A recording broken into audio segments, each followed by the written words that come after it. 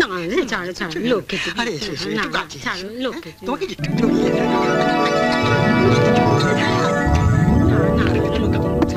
আরে কি হচ্ছে, করো না। দাও, দাও, দাও। হারুদা, দাদাবাবুকে দেখেছো? না গো দিদিমণি, দাদাবাবুকে সারাদিন এখানে দেখতে পাইনি। না দেখতে পাইনি। ও ঠিক আছে। ওসব দিদিমণি, দিদিমণি, দুধ, দুধটা খেয়ে নাও। ইস, কত বেলা হয়ে গেল। শোনো, দাদাবাবু কোথায়? দাদাবাবু তো কাল রাতে ফেরেননি। কি ফেরেনি? দাদু ওনার খোঁজ করছিলেন। ও ঠিক আছে, যাও।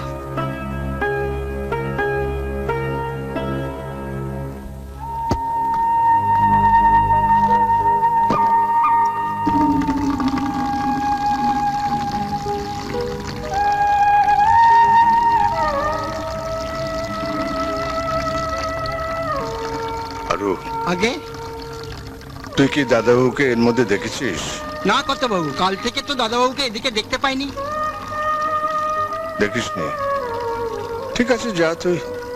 কোথায় যে গেল ছেলেটা? কথা বাবু, আপনার জলখাবার দিয়েছি। ও ঠিক আছে, আমি যাচ্ছি, তুমি দিদিমণিকে ডাকো। হ্যাঁ, ওনাকে ডেকেছি। হ্যাঁ।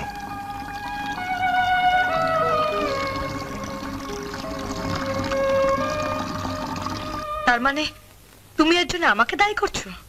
করছি করছি, তার কারণ ছেলেটা কাল থেকে বাড়িতে নেই। কেউ জানে না সে কোথায় গেল, এমনকি তুমিও জানো না ছেলেটা কখন বাড়িতে আসছে, কখন যাচ্ছে, কি খাচ্ছে কি খাচ্ছে না, কেউ জানে না। স্ত্রী হিসেবে এসব জানা তোমার কর্তব্য নয়? দাদু, আমি কখনো ওর জীবনে কোনো বাধা হয়ে দাঁড়াইনি। হ্যাঁ, বাধা হয়ে দাঁড়াওনি, এটা ঠিক, কিন্তু কখনো সঙ্গী হওনি।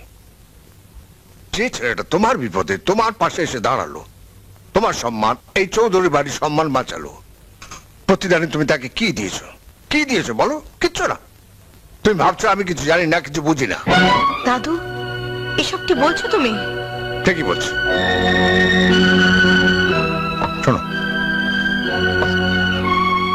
কেন তোমার বেডরুমে ওর শোবার জায়গা হয় না?